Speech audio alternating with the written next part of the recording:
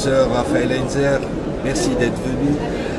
Vous êtes donc responsable du Centre du sommeil à Lausanne et vous avez beaucoup travaillé ces dernières années sur l'épidémiologie et la nouvelle manière d'envisager l'apnée du sommeil sur le plan de la recherche, les index d'apnée hypopnée.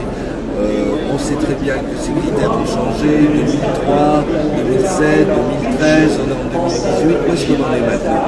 Effectivement, on s'aperçoit que la manière dont on score, la manière dont on définit un événement respiratoire, donc une apnée ou une hypopnée, aura un impact très important sur le nombre qu'on en trouve, forcément. Si vous avez un microscope très précis, vous allez voir plus de choses si vous avez un microscope beaucoup plus large. Donc ça veut dire que les valeurs de référence, ce qu'on considère comme normal ou anormal, devraient aussi être adaptées en fonction des technologies ou des critères qu'on utilise. Vous pouvez me donner quelques exemples ?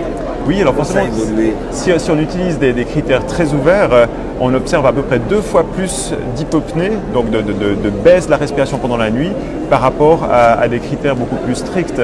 Donc pour finir, il y aura 2 fois plus de gens qui vont en quelque sorte souffrir d'apnée du sommeil, d'où l'intérêt ensuite de bien redéfinir ce que c'est que le syndrome d'apnée du sommeil, avec comme corollaire qui doit être traité. Et ce qu'on essaie surtout de trouver maintenant, c'est des critères qui nous permettent de prédire la réponse au traitement. Donc, qui va souffrir d'apnée du sommeil, qui va développer des maladies associées à leurs apnées du sommeil dans le futur, et donc qui sont les personnes qui vont bénéficier d'un traitement. On voit que vous avez beaucoup travaillé sur les différents critères hommes, femmes, le nombre l'index des apnées hypopnées, mais aussi sur les maladies associées, les troubles métaboliques. Est-ce que vous avez quelques exemples que vous pouvez nous donner de l'évolution justement de ces critères? Il y a quelques années encore, on disait que quelques pourcents de patients adultes présentaient des apnées du sommeil. Après, on s'est aperçu qu'on trouvait des apnées chez les enfants, chez les tout petits, donc il y a tout un travail qui a été fait. Qu'est-ce que vous avez noté de plus évident ces dernières années ? Donc comme on disait tout à l'heure, on observe beaucoup d'apnées. Maintenant, qu'est-ce qu'il faut faire de ces apnées ? C'est un peu ça la question qu'on se pose. Et on s'aperçoit que l'association avec ce qu'on appelle les comorbidités, donc d'autres maladies qui pourraient être associées aux apnées, comme le diabète, l'hypertension, le syndrome métabolique ou la dépression, ont un lien avec les apnées qui est différent entre les hommes et les femmes, par exemple.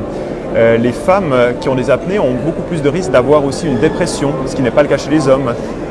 Pour l'hypertension, on pensait que c'était surtout un phénomène masculin, alors que là, on voit que l'augmentation de la sévérité, plus les apnées sont sévères chez une femme, plus elle a de risque d'être hypertendue, ce qui n'est pas forcément le cas chez les hommes. Alors que la plupart des études qui ont été faites, notamment sur l'effet de la PPC sur l'hypertension, ont été faites chez les hommes, et 80% d'hommes dans la plupart des études. Donc ça peut être intéressant de s'intéresser plus aux femmes aussi et voir l'impact du traitement l'impact bénéfique du traitement sur la tension artérielle, par exemple chez les femmes. En conclusion, quelle est votre perspective maintenant ? Vous allez travailler comment avec Alors, je pense qu'on est tous d'accord sur le fait qu'il faut suivre les patients prospectivement. C'est-à-dire qu'on a cette grande étude épidémiologique à Lausanne qui s'appelle Hypnolos et on a l'avantage d'avoir pu les suivre, en tout cas pendant 5 ans maintenant, mais on aimerait encore les suivre pendant 10 ou 15 ans et voir ce qu'ils deviennent. Donc on regarde les personnes qui n'ont pas eu de traitement, par exemple, selon quels critères est-ce qu'elles risquent de développer une attaque cérébrale, un AVC ou un infarctus, ou qui va vraiment développer un diabète par exemple. Et ça nous permettra de mieux comprendre les critères qui nous pousseront à traiter plus une personne qu'une autre. Et c'est vraiment une sorte de médecine personnalisée qu'on va essayer de faire en fonction de ces critères. Big data, médecine personnalisée. Exactement, en fonction des symptômes, en fonction des plaintes des personnes et en fonction de paramètres peut-être plus physiologiques comme l'activation du système nerveux sympathique suite à chaque apnée. Donc on est en train de travailler sur différents biomarqueurs et en tenant compte bien sûr des symptômes pour décider à la fin qui va vraiment bénéficier d'un traitement. Merci beaucoup Raphaël. Merci beaucoup.